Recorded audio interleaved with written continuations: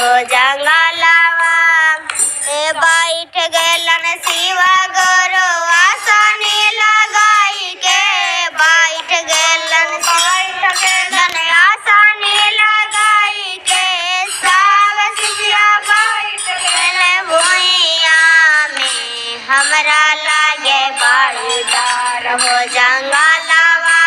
में हमरा लागे बड़ी डर हो जंगलवा दिया घबराइल भोला जी के जटवा देखी छूटा है परान हो जंगलवा